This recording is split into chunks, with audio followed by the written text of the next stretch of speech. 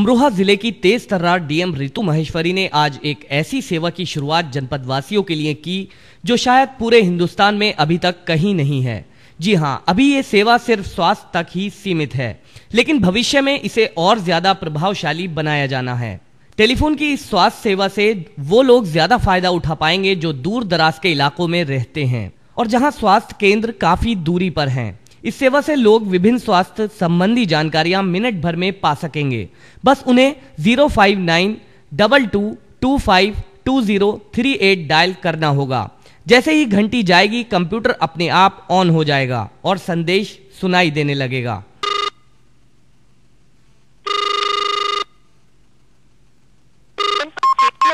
आरोग्य स्वास्थ्य योजना में आपका स्वागत है। अपने नए पैदा हुए बच्चे एवं 5 वर्ष तक के बच्चे के टीकाकरण संबंधी जानकारी के लिए 1 डायल करें। परिवार में गर्भवती माता के पंजीकरण एवं टीटी इंजेक्शन के लिए 2 डायल करें। बच्चे को टीका न लगवाने अथवा शिकायत की दशा में 3 डायल करें। पिछले मेन्यू में जाने के लिए हैश और मेन मेन्यू में जाने के लिए स्टार दबाएं। सेवा को माइक द्वारा सबको सुनाया। इस सेवा की तारीफ करते हुए मंडल आयुक्त रामसूरत दुबे ने कहा कि उनका प्रयास होगा कि ऐसे आरोग्यम केंद्र को पूरे मंडल में स्थापित किया जाए, जिससे जनता को सुलभ और फ्री स्वास्थ्य सेवाएं मिलें।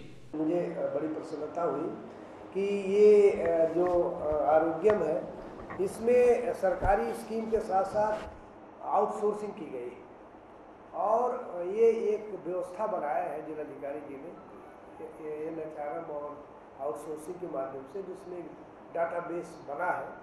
मंडल आयुक्त रामसूरत दुबे ने डीएम रितु महेश्वरी की जमकर तारीफ की। उन्होंने कहा कि वैसे तो शासन की योजनाएं आती रहती हैं, लेकिन हमें खुद भी अपने दिमाग से ऐसी योजनाएं बनानी चाहिए जिससे लोगों की भलाई हो सके। सिस्टम को और अच्छा फास्ट करने की कोशिश की गई है, मैं जो समझ पाया हूँ।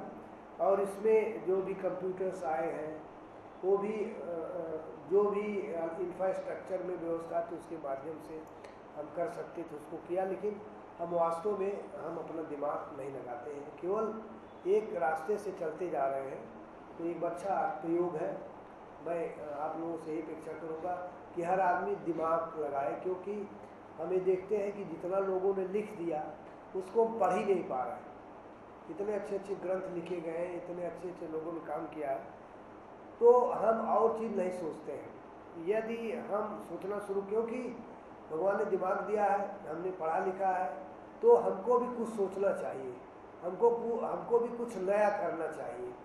क्योंकि कोई भी प्रयोग जो है, एक्सपेरिमेंट है, वो नया ही होता है और वो फेल भी होता है, लेकिन उससे बहुत सी ऐसी चीज़ें निकल आती हैं। तो एक भान होना किसी चीज़ का, तो जिलाधिकारी महोदय को इस चीज़ का भान हुआ होगा कि हम इसको ऐसे करें तो ये और अच्छा हो सकता है और अच्छा ढंग से इम्प्लीमेंट हो सकता है। तो आरोग्य में जैसे गर्भवती महिला है या बच्चे हैं, बच्चों में तमाम बीमारियां होती हैं, उनके टीकाकरण है, तो वो एक जगह उन्होंने ये सोचा कि एक ऐसे इसकी अवेयरनेस हो और साथ ही साथ ये सरकारी ढंग से हम कर रहे हैं, लेकिन इस सिस्टम के माध्यम से हम बहुत अच्छे ढंग से कर पाएंगे। तो अब मुझे बड़ा अच्छा प्रयोग लगा। मैं आशा करता हूँ कि ये प्रयोग इनका बड़ा सफल होगा और इससे अवेयरनेस भी आएगी और जो सरकारी स्कीम्स चल रही है उसको हम अच्छे ढंग से कर पाएंगे। मैं इस आरोग्यम के कुशल संपादन और इसमें चीज़ें ऐड करने के लिए और इसके भविष्य के लिए मैं प्रार्थना करता हूँ और मैं अपनी एक साधुवाद इनको देता हूँ, सभी को जो इनके सिस्टम में लगे हैं, जिन्होंने इनको सहयोग दिया है।